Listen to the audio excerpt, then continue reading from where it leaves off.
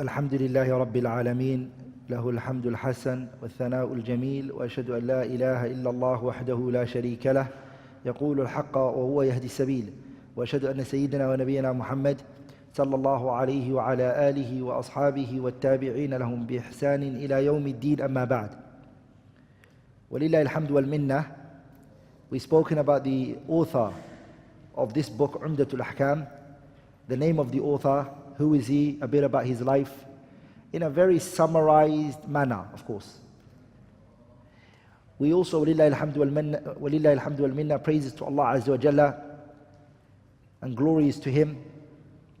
We also spoke about a bit about the book, what this book deals with, how many ahadiths are in there, how important it is for one to memorize it. We've also spoken about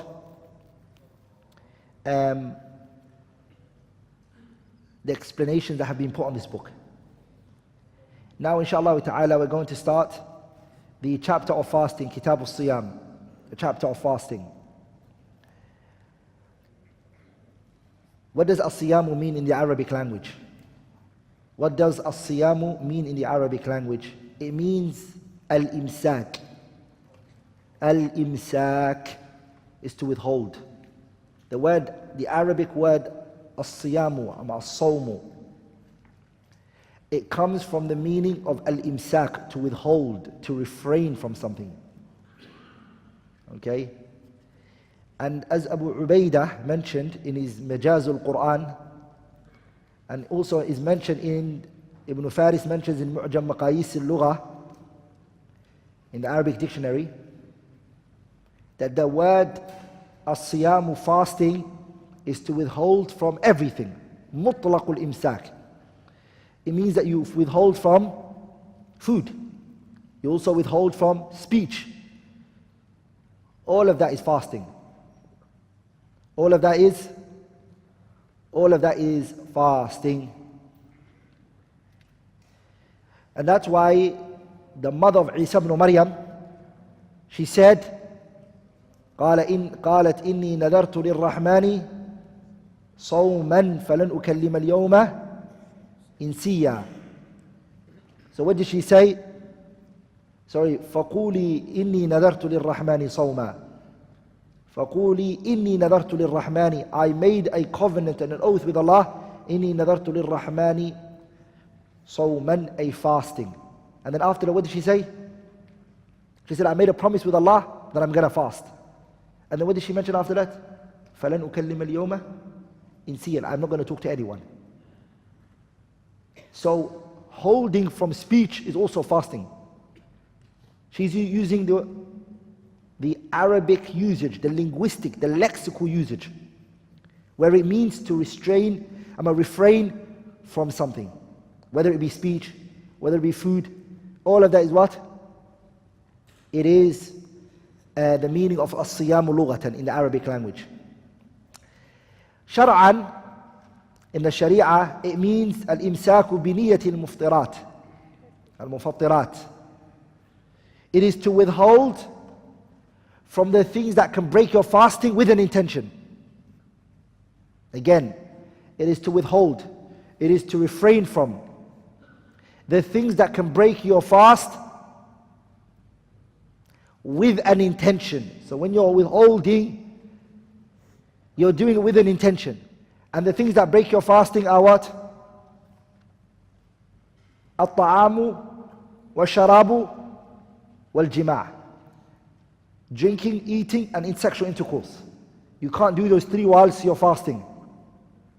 So the person withholds from those with the intention. So you do it with an intention. It's not like you're doing it because you can't be bothered, or I don't have food.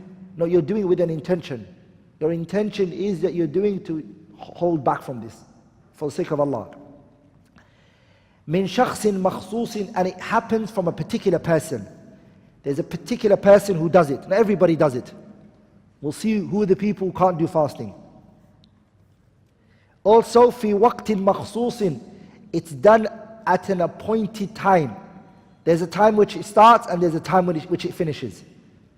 That's the definition of fasting in the Sharia. It is al-imsaku bi-niyati. It is to withhold, to refrain from, with an intention, anil mufattirati, the things that can break your fasting. Min shakhsin makhsus, from a particular person. Fi waqtin makhsus, at a particular time. If you want to study fasting, 4 things is what you need to know about fasting.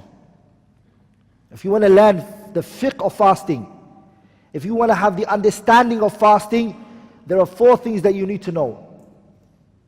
The 4 things are as-sa'im, the one who's fasting, the rulings regarding the one who's fasting. As-sa'imu is the one who's fasting, the one who's doing the fasting. He has to have 6 conditions. The one who's fasting. If he wants to do fasting, 6 conditions need to be met. He has to be a Muslim. He has to be aqil, he has to be sane. A person who's insane doesn't fast. So he's a Muslim, aqil, baligh, reach age of puberty. Another one for the women, غير حائض ولا النفساء. She's not on her menstruation, or she's not on her postnatal bleeding. 5, صحيح muqim. The person is a resident. So he's muqim, resident, and also mustati', he has the ability to do it. Are we all together? Those 6. Those 6 are for the person who's fasting. And then the second thing that you need to look at from the 4 things is what? As-sawm, the fasting. Which fasting are we talking about particularly? First of all, the fasting are how many types? The fasting are how many types? There are 4 types of fasting. There are 4 types.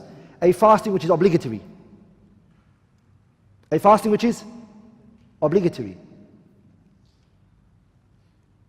And the ones that are obligatory are 3. There's only 3 fastings that are obligatory. Ramadan, you have to fast Ramadan, right? The second one is nadar. You made a promise with Allah. You made a promise with Allah. It becomes obligatory on you. You say, Allah, I promise I'm going to fast for you. You make a covenant and oath with Allah Azza wa Jalla. And the third one is kafara, an expiation. You did a mistake in something, you did a wrong in somewhere, and you're having to come with an expiation, a kafara you need to pay. And we're going to see one of the kafaras that you need to do. We're going to see them. The second type of fasting is that which is muharram, haram, you can't do. And we're going to see it. The ones that are muharram, which is fasting on Eidain. You can't fast on Eid al-Adha and Eid al-Fitr. It's muharram, it's haram, you can't. You're not allowed to. Sahih? The author is going to bring that. The third one is sunnah, it's recommended. And we're going to see that example inshallah ta'ala, which is صيام ثلاثة أيام من كل شهر, fasting 3 days of every month. Or fasting Mondays and Thursdays. Sunnah. And also makruh, disliked. It is what? It's disliked. Which we're going to see. Fasting, for example, on Saturday by itself, for example. Disputed whether it's haram or it's makruh, but fasting Saturday by itself, without no day before it or after it. Are we all together? That's the second pillar that you need to know when you're studying fiqh of fasting. The first one was what? As-sa'imu, the one who's fasting. You learned the 6, right? And the second one was what? The fasting. What type of fasting? Which one are we going to be talking about? The wajib, and which one in wajib? Ramadan. Ramadan. The third thing that you need to know is the things that corrupt your fasting. The mafasid, the mufsid, the things that can corrupt your fasting. Some scholars, they call it the mufattirat, the things that can corrupt your fasting. And they are what? There are three things that we're going to mention. Taking any substance through your mouth which reaches your stomach deliberately with your choice. You're deliberately doing it. That's number one. That's what it breaks your fast. If you take anything into your mouth and it goes to your stomach, what is it? And you do it deliberately. No one's forcing you. You're not under any duress. It breaks your fast. Number two is sexual intercourse. Jima'. Sexual intercourse. And we're going to talk about the three things that you need to do if you have sexual intercourse in the month of Ramadan deliberately. If you do it deliberately. Three things that you need to do in the order that you need to do it. The expiations, we're going to mention them inshallah ta'ala in the explanation here. The third thing that breaks your fast is at-taqayyu amdan. If the person vomits deliberately. If he deliberately vomits. Those three are going to break your fast. As for hijama, the opinion that I am leaning towards is that it doesn't break your fasting. That the hijama doesn't break your fasting. And inshallah ta'ala, when the time comes, we're going to reconcile between the hadith of Shaddad ibn Awsin, which is in Sunani, Kutub Ahlul Sunan narrated it, where the messenger said, Aftar al-hajim wal-mahjum. The one who does hijama and the one who does it for him, both of them, their fasting breaks. And the other hadith ibn Abbas fi Sahih Muslim, where it says, احتجم النبي صلى الله عليه وسلم وهو صائم محرم. The messenger did hijama whilst he was fasting. How do we reconcile between that? We will come to it. But me, as I mentioned, those are the three that break your fasting. If you want to know, you should study that third part. So what was the first thing that I said that you need to know about fasting? The one who's fasting. What's the fourth thing? I said 4 things you need to know about the fiqh of fasting. If you don't know these 4, you're not going to learn fiqh of fasting. The first one is as-sa'imu, the one who's fasting, and the 6 conditions that I mentioned. The second one is the fasting itself and its types. 4 types, we mentioned them. Wajib, muharram, masnoon, ama mandub, ama sunnah, and makruh. We mentioned each one, right? And we spoke about the al-mufsid, al-mufattirat, the things that break your fasting. And we mentioned 3, and 1 we said there's a difference of opinion regarding it, whether it breaks it. Remember, the 3 that we spoke about are actions that you do that break your fasting. Are we all together? Are we all together, brothers? 3 things that I mentioned, there are actions that you do that will break your fasting. The first one is taking any substance into your mouth, okay, that reaches your stomach, will break your fasting. Number 2, what was it? Sexual intercourse. Fi nahari Ramadan, we're talking about while you're fasting. At night time, no. We're not talking about night time, we're talking about daytime. And 3, 1 is what? If you make yourself vomit. Not if you feel sick and you vomit. That doesn't break your fasting. I said at-taqayyu amdan. The person puts his finger in his mouth and he brings it out deliberately. It'll break your fast. What also breaks your fast, that which isn't action, that breaks your fast is niyatul fitr. If the person intends in his head to break his fast. Even if he doesn't eat, it breaks his fasting. Because remember what we mentioned at the beginning. What was the definition that we gave for fasting? That the person comes with the intention to refrain from this. So if you get rid of that intention, it will break your fasting. Also, what breaks your fasting is takrarun nadar. If a person looks at a woman, a man looks at a woman so many times that it leads to ikhrajul mani, that something comes out from his genital private part, then this also breaks your fasting. Are we all together? That's deliberately looking at the opposite gender will break your fasting. Which then leads to, of course, it leads to the ikhrajul mani, that the mani comes out. It breaks your fasting. Also, the last and the fourth thing that we're going to take here, inshallah ta'ala, in the book is al-maf'ulu fihi, the things that you do in fasting. The things that we should do inside fasting. And the author, rahimahullah, he mentions suhoor. Suhoor are things that you need to do in fasting. We're also going to take hastening the iftar, which we're going to take. We're also going to take al-i'tikaf.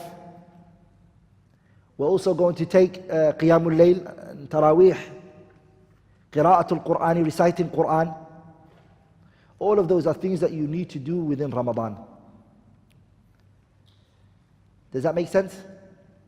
Those are the 4 things that this whole 2-day seminar is going to be about. That's a khulasa, summary, right? Now we're going to start, inshallah. We're going to start the hadith, inshallah ta'ala. You all have an overview now? You have an idea? Naam. Before I start, fasting, what year was it made obligatory? Put your hand up if you know, so we can make the class interactive. Put your hand up if you know. Don't shout the answer out. Just put your finger up if you know when fasting was made obligatory.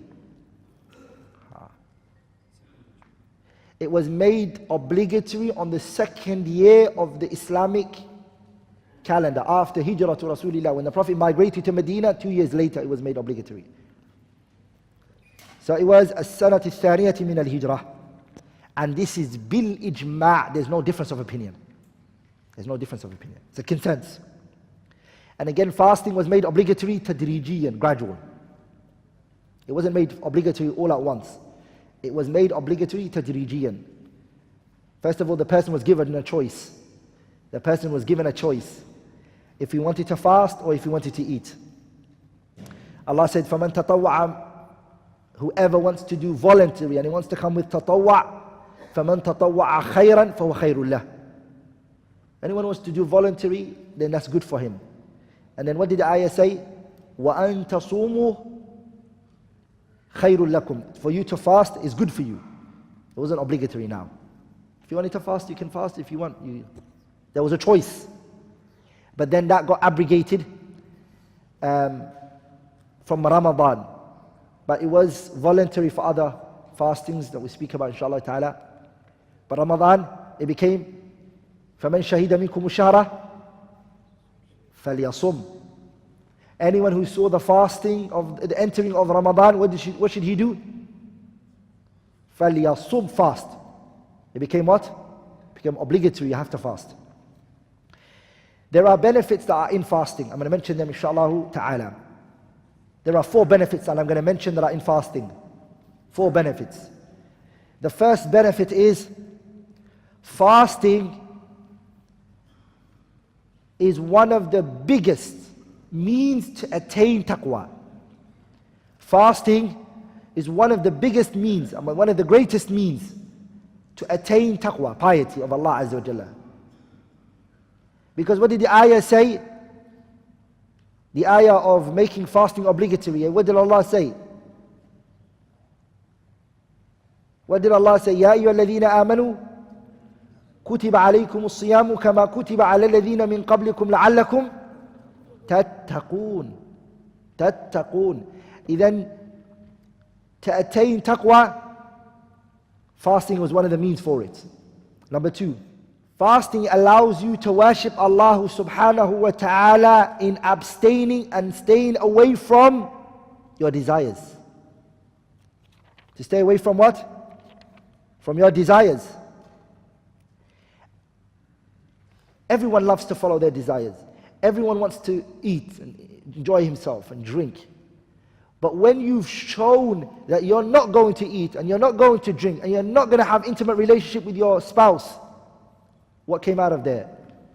Sidqul mahabbati lillahi ta'ala. That you are truthful in your love to Allah Azza wa Jalla. You're a person who really loves Allah. Because what did you do? You pushed away your desires and what your nafs wants, and you gave precedence to Allah Azza wa Jalla and that which He commanded. Number 3, fasting brings about self-discipline. Self-discipline. That's what fasting brings about. You are learning patience. You are learning forbearance. You don't need to go to a self-development course. Fasting gives you that self-discipline. That you are a person who has control over himself. That I tell myself when I'm going to eat. And I can tell myself when I don't want to eat. My body doesn't tell me when to eat and when not to eat and how to eat. Allah said about the non-Muslims, وَالَّذِينَ كَفَرُوا يَتَمَتَّعُونَ وَيَأْكُلُونَ كَمَا تَأْكُلُ الْأَنْعَامُ وَالنَّارُ مَثْوًى لَهُمْ. That the disbelievers, Allah said that they eat. Just eat. Because their desires has more control over than their what? Than them controlling it. They don't have that, their self-discipline. Are we all together? Whatever doesn't eat you, eat it. That's their policy. Whatever doesn't eat you, you eat it. Like in fasting, what does it give you? Self-discipline. Number 4, in fasting, there is health benefits. Okay, there are health benefits in there. But I want you to understand a point here right now. Whereas there are people who have made all of the ibadat that we do, they've based health benefits, and they say we pray salah because it's a form of workout. And we fast because it's a what? It's a health benefit. No. We do this because Allah commanded us. We do this is because it's a spiritual thing for us. We won't eliminate that it could have health benefits in it, no problem, it could have it. But that's not why we're fasting. Why are we fasting? To attain taqwa from our fasting. So when I say here that fasting has health benefits, that's not why you're fasting because you want to lose weight and you want to be slim, and that's not your intent. Are we all together, brothers? You're not doing it because of that. But we don't dismiss the fact that it could have health benefits in it, and that there are health benefits in it. And from the things that they mention is that it takes, they said, psychologists and others have stated that it takes for a person to get rid of a bad habit, it takes them 29 to 30 days. Are we all together? To get rid of a bad habit. And this is the month where you have that chance to do it. Shaitan is chained, and you have that opportunity.